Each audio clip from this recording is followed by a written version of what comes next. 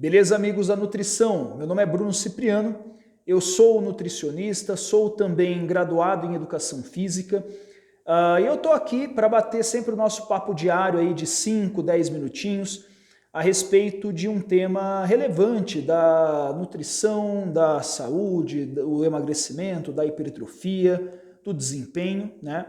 E antes da gente começar o vídeo de hoje, eu gostaria que você deixasse aí a sua curtida, que você deixasse aí sugestões, né? E ao longo do vídeo aí que você deixe comentários, deixe dúvidas, porque isso vai me ajudar muito na elaboração de novos conteúdos, certo? Bom, o tema de hoje é alimentos sacietogênicos, alimentos que promovem saciedade, né? E para que a gente possa começar a abordar esse tema, a gente tem que falar um pouco aí de hipotálamo, né? A gente tem que falar um pouco aí de neurônios e vai ter que entrar um pouquinho em alguns peptídeos, né? Bom, no nosso corpo nós temos uma região de nome hipotálamo, né? E essa região ela é composta por inúmeros neurônios, ela apresenta aí funções importantes na estimulação da produção de inúmeros hormônios do nosso corpo, né? No nosso hipotálamo, então, nós temos grupos neurais, né? E dentre esses grupos neurais, nós temos grupos que induzem uma sensação de saciedade, nós temos grupos neurais que vão induzir uma sensação de fome, né? Esses grupos, eles possuem esses neurônios, né? Eles possuem receptores específicos a determinados peptídeos, né? Então, nós temos um peptídeo de nome leptina, que é um peptídeo que vai fazer com que você aumente a sua sensação de saciedade. Então, esse peptídeo ele é produzido no tecido adiposo, né? Ele é produzido na gordura, e quando produzido, ele vai estimular no seu hipotálamo uma sensação de saciedade. Nós temos também um peptídeo produzido no nosso trato gastrointestinal, de nome grelina, e esse peptídeo, quando produzido, ele vai estimular no nosso hipotálamo uma sensação de fome, uma sensação de necessidade de se alimentar, né? Então, assim, dentro da nutrição, dentro da ciência da nutrição, nós podemos usar esses mecanismos, né, como uma forma de aumentar a saciedade do paciente ou não, né, ou não. Então, pensando num paciente de emagrecimento, né? Uma das formas que nós temos aí de induzir a sensação de saciedade nesse paciente seria através de uma combinação de alimentos, geralmente proteínas, gorduras e vegetais.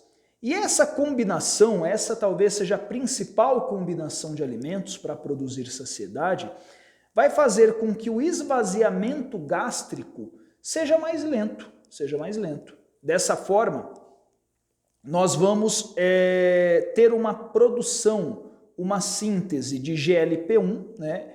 E esse GLP-1 vai estimular na gente uma sensação de saciedade, né?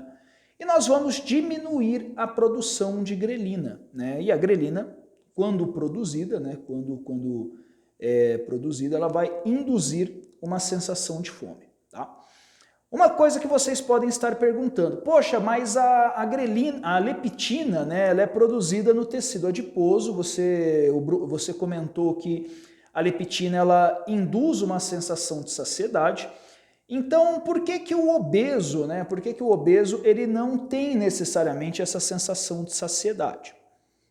O obeso não apresenta essa sensação de saciedade por conta de um mecanismo de feedback negativo, né? Então, como ele produz muita leptina, ele acaba passando por esse mecanismo de feedback negativo.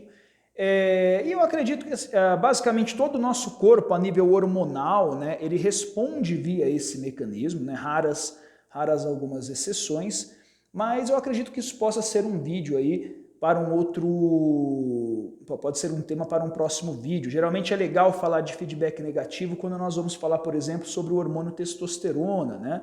Então, para a gente entender ele de uma forma um pouco mais simples, quando o indivíduo ele está utilizando testosterona exógena, ele diminui a sua produção natural, né? Então, sempre que a gente tem muito alguma coisa, né, no nosso organismo, a gente recebe uma cascata de sinalização para diminuir a produção disso que está em grande quantidade, né?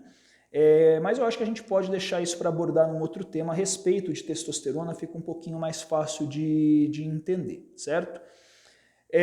Então, assim, a combinação proteína, gorduras e vegetais promove saciedade. Então, essa passa a ser uma boa combinação para o paciente encaixar tanto nas suas refeições principais quanto em lanches intermediários, né? Vamos pegar alguns exemplos, né? Então, de combinações de alimentos que vão produzir saciedade.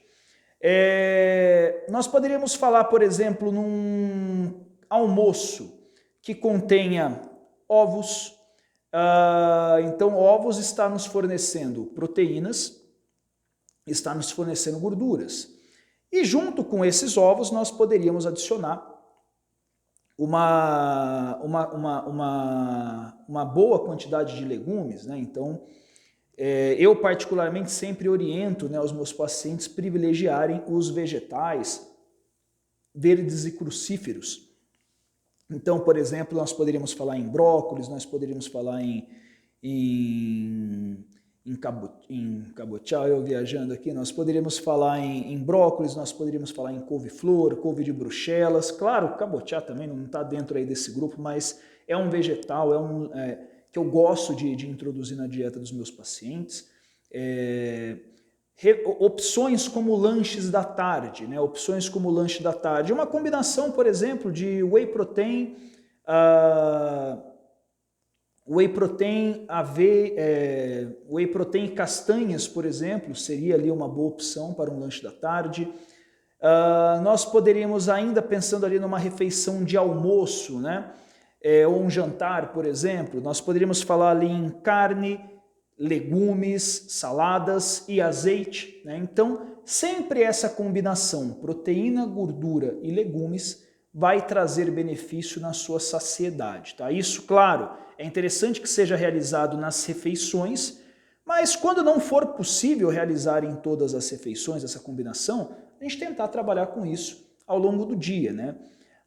Fibras também, né, não estão no trabalho aqui no vídeo de hoje, mas fibras também aí é um grupo alimentar, né, um fornecedor de... a fibra é um tipo de carboidrato que também vai produzir ali saciedade, né? Então, por exemplo, dentro daquele shake de whey protein, para que a gente possa potencializar essa ação de saciedade, a gente poderia, por exemplo, colocar aveia, né? Então, a gente deu aqui um exemplo de almoço com ovos e legumes, né, por exemplo. Então, ovos com brócolis. Vamos pensar que eu fiz o consumo aí de 5 ovos e 100 gramas, 150 gramas de brócolis, por exemplo. Um almoço perfeitamente normal. Um lanche da tarde, por exemplo, que contenha whey protein e castanhas, poderia ser ali uma opção. E um jantar, né, contendo aí carnes, legumes e azeite, seria também uma opção. Claro, nos exemplos de hoje eu propositalmente excluí os carboidratos, né? Então dei aí o exemplo da aveia, daria para falar em arroz, em batata, em mandioca, enfim. Propositalmente no vídeo de hoje eu excluí aí os carboidratos, mas os carboidratos estão longe de ser os inimigos aí do processo de emagrecimento. Os carboidratos, na verdade, são os nossos aliados, certo? Então é isso, galera. Espero que vocês tenham gostado.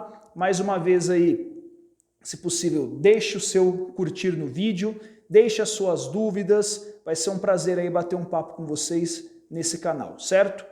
Um abraço. Valeu!